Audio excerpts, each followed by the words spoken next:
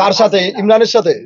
হ্যাঁ, ও তো এক নাম্বার। এখানে ও হচ্ছে আমার সংসারটা ভাঙার মধ্যে এক নাম্বার। যদি কোনো ক্রিমিনাল থাকে সেটা হচ্ছে বিডি ইমরান। আর বিডি ইমরান হচ্ছে আমার সংসারটা নষ্ট করছে। কারণ একটা সংসার যখন একটা যুবক যুবতী যখন হচ্ছে একটা সংসার সাজাবে, সেই সংসারটা যদি কেউ ভেঙে দেয়, তাহলে এই ভাঙার পিছনে ওর বড় ধরনের একটা শাস্তি আল্লাহর কাছে ও কাম্য হয়ে রয়েছে যে পাবে। আচ্ছা ভাই, দেখি ওই যে ওর যে সাথে যারা আছে সবাই মিলে এখন ওই ছবিটাই ভিডিওর মধ্যে লাগায়, চুমাচুমির যে ভিডিওটা, ছবিটা। আপনার সাথে কেন এরকম মানে গে টাইপের মানুষের কাছে বেশি সম্পর্ক থাকবে? অসুস্থ আমার সাথে এরকম অনেক টাইপের ভিডিও अवेलेबल ভিডিও দেখা। কয়টা ভিডিও দেখছো আমার সাথে? অনেক অনেক, না হলো 10-12টা ভিডিও ভিতরে আপনি শুধু বলি যারা একটু গে টাইপের মানে একটু মেয়ে টাইপের ছেলেরা, তাদের সাথে আপনি বেশি ভিডিও দেখে তাদের সাথে চলাফেরা বেশি করেন, কারণটা কি? তো মিশা ভাইয়ের সাথে দেখো না, মাহবুব ভাইয়ের সাথে দেখো না? তার সাথে দেখি কেন, ওদের সাথে কেন চলাফেরা করেন?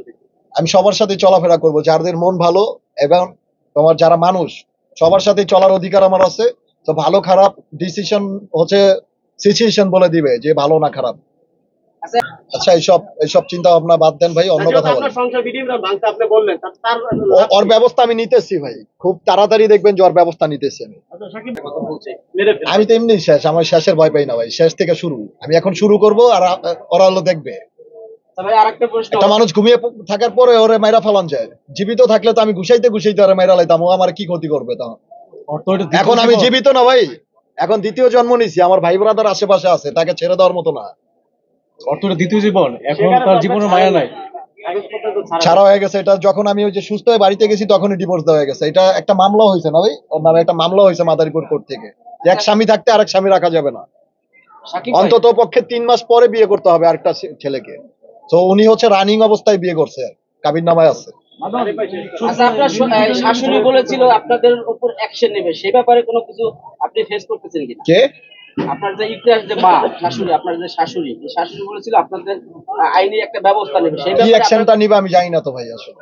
সেই ব্যাপারে কোনো আপনার কোনো প্রভাবিত হন না তো? পুরো আমার শাশুড়ি একটু চাপা মারে বেশি, নারায়ণগঞ্জ সোনারগাঁর মেয়ে তো, উনি একটু চাপাটা বেশি মারে, কাজে কর্মে কম দেখায়।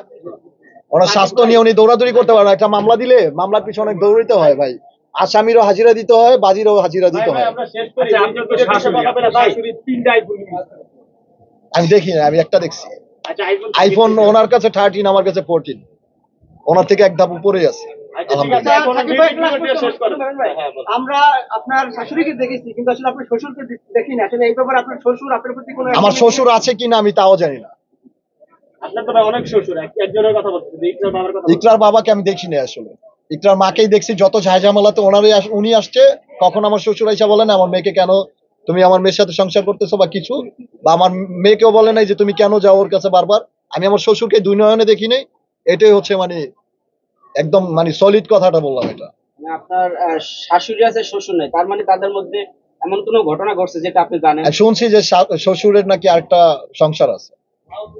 আমি দোয়া করি ভদ্রলোক ওই সংসার নিয়ে ভালো থাকুক, কারণ এরকম ছিল যে ইকরার মতো তার মারও কোনো ঝামেলা আছে, আপনার কি কোনো মতো ইকরার মতো তার মারও কি অবস্থা, সেও নাকি স্বামীর তার ঝামেলা আছে? হ্যাঁ, তার আমি একটা বলছি না, যার মেয়ে যত বেশি, যার মা যত বেশি চালাক, তার মেয়ের হবে বেশি বেশি তালাক। একটা ভিডিও দিছিলাম। ভাই আপনারা তো তালাক হয় কয়দিন পর। বিষয় হচ্ছে যে ওর মা হচ্ছে চালাক। ধরে আপনার ভিডিও দেখে দর্শক ফেড আপ হয়ে গেছে। আপনার ইকরা এবং সাকিব, জুনিয়র সাকিব নিয়ে আমাদের অনেকে বাজে কমেন্ট করে যে এদের ভিডিও কেন করেন। আপনি কি দর্শকের উদ্দেশ্যে কিছু বলতে চান কিনা এই বিষয়ে, যে ভালো কিছু আপনারা দিবেন কিনা? এই দর্শকের উদ্দেশ্যে তো ওই যে ভাই বললোই যে আপনি বলুন, আমরা আপনার মুখ থেকে শুনবো। আমার ক্যারিয়ারে যেহেতু ভালো একটা ভাই পাইছি, রাজা ভাই, উনি ভালো ভিডিও মেকিং করে কিনসা ভাই। তো এরকম আমরা চাই যে আমরা একতাবদ্ধ ভাবে আরো ভালো ভালো কাজ করব। এবং এই যে আমার পাশে দেখতে আছেন মাহবুব ভাই, উনি কিন্তু একজন ভালো মনের মানুষ ভাই, কিন্তু অলওয়েজ আমার পাশে আছে। মিশা ভাইকে তো বরাবর সবসময় দেখেন। তো আমরা চিন্তা ভাবনা যে এই একটা টিম নিয়ে আমরা সামনে অনেক ভালো ভালো কাজ করব, এবং সিনেমাও করতে পারি সামনে। চিন্তা ভাবনা আছে, সিনেমা নিয়েও চিন্তা ভাবনা আছে। আমার সবসময় কাজ নিয়ে চিন্তা ভাবনা থাকে, আমার আলতু ফালতু কোনো চিন্তা ভাবনা মাথায় কাজ করে না। আমি করলে ভালো একটা ব্লগ ভিডিও বানাই, নাইলে হচ্ছে আমার কাজ হচ্ছে আমি একটা মিউজিক ভিডিও বানাই, আমি একটা নাটকে কেউ আমার অ্যাক্টিং করতে বললে আমি করি। মানে আমার চিন্তা ভাবনা, আমি একজন অ্যাক্টর, আমি অ্যাক্টিং নিয়ে আছি। তো অ্যাক্টিং নিয়ে থাকতে চাই সব সময়, ভালো কিছু উপহার দিতে চাই মানুষকে। সবাই আমার প্রতি ভালোবাসা রাখবেন। আর যারা আমাকে খারাপ বানাইছে সমাজে, আমি দেখাই দিব সবাইকে আমি খারাপ না, তারা খারাপ। আর আমি আমার কাজের সাথেই আছি। অ্যাক্টররা কখনো খারাপ হয় না, অ্যাক্টররা হচ্ছে ফুল, অ্যাক্টররা হচ্ছে মানে নরম মনের মানুষ। তো আমাদের সাথে এসে অনেকে গরম চালায় চলে যায়। তো তাদের ওই ইটা মানে প্যাঁচটা আমরা ধরতে পারি না, যার কারণে ক্ষতিগ্রস্ত হই। তো আমি চিন্তা ভাবনা করবো আমি ভালোভাবে চলার আর ভালো কাজের সাথে থাকার। ইনশাল্লাহ সবাই ভালো থাকবেন। আসসালামু আলাইকুম।